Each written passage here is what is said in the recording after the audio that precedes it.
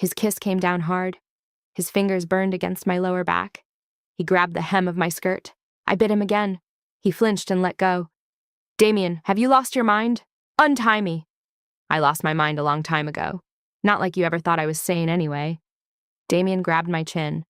That dark, obsessive possessiveness flashed in his eyes. Ever since I knew he was the villain, I'd been terrified of him.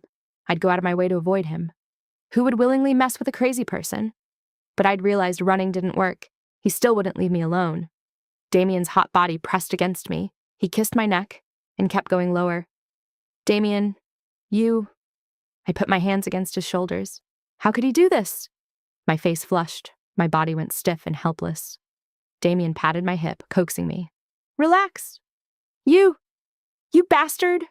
I bit my lower lip to keep my voice from changing. He gave a low laugh and wiped the wetness from the corner of his mouth. "Your other mouth is more honest than you are." When had he become so shameless? The light in Damian's eyes turned dark. His long fingers undid his shirt buttons. Just as he was about to continue, suddenly, crying came from the other room. Aurora was having trouble sleeping in a strange place. Damian paused when he heard the sound. I quickly pushed him away. When I got to the children's room, Sebastian was already there with Aurora. He looked at her helplessly, like he didn't know how to calm her down. "Mommy, I'm scared. Let's go home. I want to find Uncle Julian." Aurora reached out for me. I soothed her softly. Damian's face darkened even more at the mention of Julian. Aurora glanced at Damian and cried even harder. I patted her back. "It's okay. Mommy's here. I'll take you home soon. Just try to rest, okay? Be good." It took a long time, but eventually Aurora calmed down. I told her a story. Sebastian watched me quietly from the side, a hint of envy in his eyes. "Do you want to stay and keep your sister company?" I asked him. He nodded. I slept in between the two kids. I told 4 fairy tales before they finally fell asleep. Sebastian held onto the hem of my shirt the whole time and never let go. I looked up. Through the crack in the door, I saw Damian still standing there. He was leaning against the doorframe, a rare softness in his eyes. Damian was determined not to let me go. He treated Aurora wonderfully, like she was his own. Anything other little girls could want or not want, Aurora had. He even enrolled her in an international kindergarten. He had Aurora and Sebastian go to school together. At first, Aurora wasn't happy about it, but the more time she spent with Sebastian, the more she grew to like being around him. Aurora was adorable and made friends easily wherever she went. I just never expected to get a call from the school on her 3rd day. I went in. The homeroom teacher, Nathaniel, told me Aurora had hit someone. I looked at the 2 boys next to him. One chubby, one skinny. They had scratch marks on their faces. Aurora wasn't in much better shape. Her ponytail was pulled askew, and her favorite butterfly hair clip was broken. Aurora looked at me guiltily. "Mommy, they're the ones who called brother a mute first. They said he didn't have a mom to teach him manners. I only hit them because of that." "I did not. Do you have proof? You're just mean and you hit us for no reason." The chubby boy, Caden Wolf, refused to admit it. The skinny one, Micah Thorne, gave him a scared look and then nodded along. Caden's parent was there too, a big, burly man who looked like a personal trainer. Mr. Wolf tried to smooth things over with Mr. Cross, saying it was just kids being kids, and told me to let it go. I gave a cold laugh. Let it go? Easy for you to say when it's not your kid getting hurt. You insulted my son and bullied my daughter. Nobody's leaving here today until you apologize properly. I'd been in business for 3 years. I'd met all kinds. Normally, I'd let things slide, but when it comes to my children, I won't just swallow the insult. I stepped in front of the kids. Sebastian's eyes sparkled as he looked at me. "Apologize? My son got hit. You should be the one apologizing." Mr. Wolf had a loud voice and a mean-looking face. Mr. Cross shuffled nervously beside him, probably afraid of both sides. "Then your son must have done something to deserve it. My daughter is usually well-behaved. Some people just ask for trouble." I stared coldly at the chubby little boy. Caden looked guilty and couldn't meet my eyes. Mr. Wolf stepped forward angrily. "Who are you calling trouble? Kids get into fights. You keep running your mouth and I'll..." Seeing how impulsive he was, I knew exactly what kind of kid Caden must be. Sebastian had been in the same class as him for so long. Who knows how many times he'd been picked on. I was about to argue back. The door suddenly burst open. Damian rushed in, still wearing his Bluetooth headset from a meeting. He looked exhausted. He swept the room with a dark, heavy gaze, then slowly took off his earbuds and his watch. "You'll..." "What?" His icy voice cut through the air. Mr. Wolf's bluster deflated by half, but he still grumbled, trying to save face. So, you're the dad, huh? Haven't been teaching your kid right, have you? Look at what she did to my son, and your wife here is so fierce. You got any authority in your own house? You should go home and learn how to be a real man. What happens in my house is none of your business.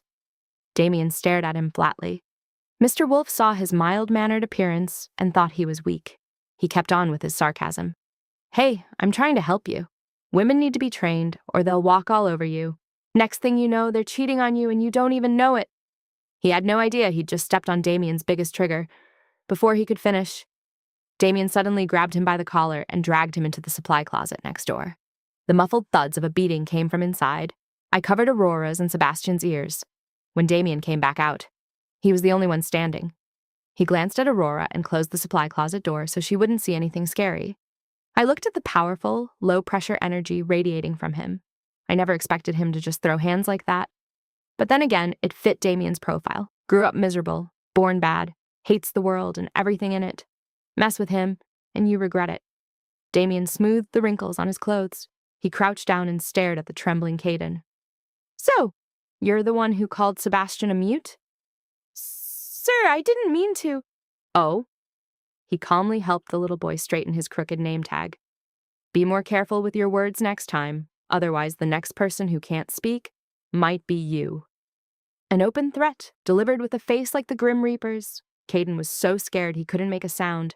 Tears started streaming down his face. Damian stood up, expressionless, and turned to Mr. Cross. Mr. Cross, who do you think should apologize first? Mr. Cross was a young man, and right now, a cold sweat was beating on his forehead. Before he could answer, Caden was already stuttering out an apology to Sebastian. Aurora, Sebastian, I'm sorry, I was wrong. I won't call you names anymore, I promise.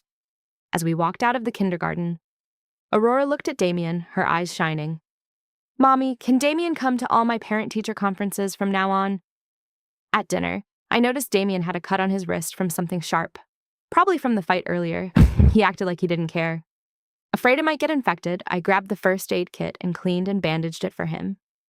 Damian looked at his hand, now wrapped up like a sausage, and pressed his lips together. How am I supposed to change my clothes like this? I met his sincere gaze. Well, since he did help Aurora, I figured I could play maid for him for a bit. I went to his closet and grabbed his loungewear. When I reached up to loosen his tie, he had to bend down. Damian just stared at me without a word. It was a lot of pressure. I hurriedly unbuttoned his shirt. His toned body was revealed. His chest was full and muscular, his abs clearly defined and beautifully shaped. When did he get in such good shape? I looked away, feeling a bit uncomfortable. My eyes met his deep ones. That usually calm, dark lake suddenly rippled. Slowly, he leaned closer. His warm breath brushed against me. Just as he was about to make contact, I took a step back and shoved the shirt in his face. There, put it on. After he changed. My heart was racing. I wanted to leave. He grabbed my arm, a teasing glint in his eyes. Not going to help me with my pants, my hand really hurts. I'd seen him take on 10 guys single-handedly, covered in blood, without shedding a single tear. I glared at him. You're hurt, not crippled. Quit pretending. I pushed him away and quickly escaped.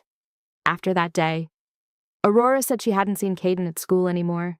I heard he transferred. Even the homeroom teacher was replaced by a gentle female doctor, Genevieve Pierce. I knew that was Damian's doing. He'd always been vindictive. That evening, I went to pick the kids up from school.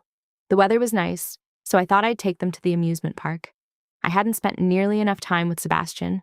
The doctor said his condition was congenital, but more communication could help. We hadn't even made it to the amusement park. I ran into Julian right outside the kindergarten. He was wearing casual clothes, looking just as gentle and gentlemanly as ever. What are you doing here? I asked, surprised. I was really worried about you, so I came to check in. Julian smiled. Aurora immediately ran over and hugged his leg. Julian pinched her cheek. Hey there, princess. Long time no see. Did you miss me? Yes. I knew immediately that Aurora must have used her smartwatch to secretly give him the address here. He'd been helping me look after the bar all this time, and it had been tough on him. I invited Julian to eat at a nearby restaurant and catch up. The two kids finished eating and went to play in the small play area nearby. Julian asked, Are they both yours? Yeah. I have some issues with their father, so we've been apart. We only recently got back in touch. I sighed. Suddenly, Julian took my hand. Scarlett, if you're willing, I could be their stepdad. I'd try my best to make you all happy. He'd mustered a lot of courage to say that. I was taken aback for a moment, then awkwardly pulled my hand back. I'd never thought of him that way, and I didn't want to start a family with anyone right now.